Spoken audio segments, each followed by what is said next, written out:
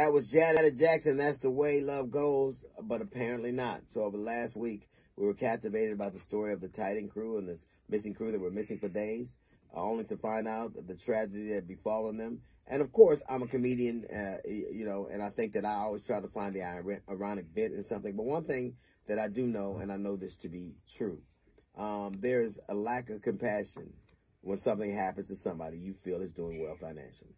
Like nobody ever feels sorry for somebody who has a private jet. Nobody ever feels sorry for somebody who is of means.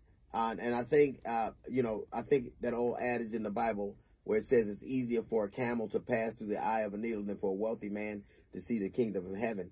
I think you see examples of that all the time. There are 8 families right now, 8 people, I should say, that are wealthier than half of the population of the earth.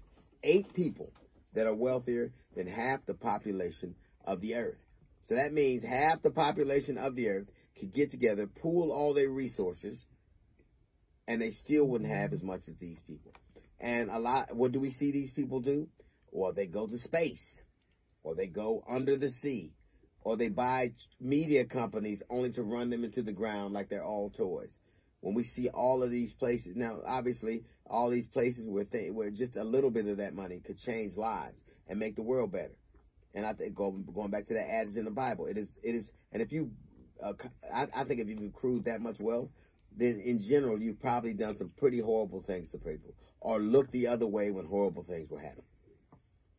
Black people don't need to take an adventure. We don't need to pay $250,000 to go under the ocean, 12,000 feet under the ocean in an untested submarine. We could just try to get a home appraisal. I guarantee you it's easier to find 5 billionaires in the middle of the Atlantic Ocean than black people who get fair rates for their homes. I guarantee you that the search wouldn't have been as hard if they had not been people of means. So obviously, we have this juxtaposition of people who have and people who don't have. But I also think that the fact that a 19-year-old kid was on there and he died with his parents, or that they are human beings, I don't know that we can all be devoid of compassion like that. I know I won't be. Obviously, I'm going to make jokes. That's the gig. But I'm very sad that something like that has to happen. I know people put themselves in that situation, but we put ourselves in situations all the time. How many times have you done something you knew you shouldn't do and went home? But if something had happened to you, somebody would be like, well, they bought it on the shelf.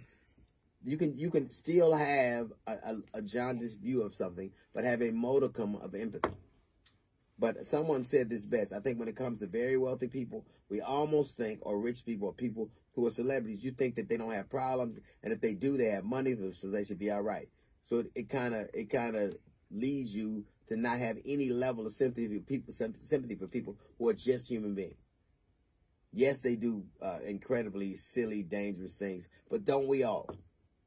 And I think that when it comes to people who are that extravagantly wealthy, and the line between people who are not, to see people like that squandering money like that so frivolously is painful. So the same lack of compassion that people like that have when people are suffering is the same lack of compassion that people that don't have when they watch them die. It is easier for a camel to pass through the eye of a needle than for a wealthy man to see the kingdom of heaven, or to not be joked about on social media. That's a little note from the GED section. We got the Jazz Report coming up in 15 minutes. It's the D.L. Hughley Show.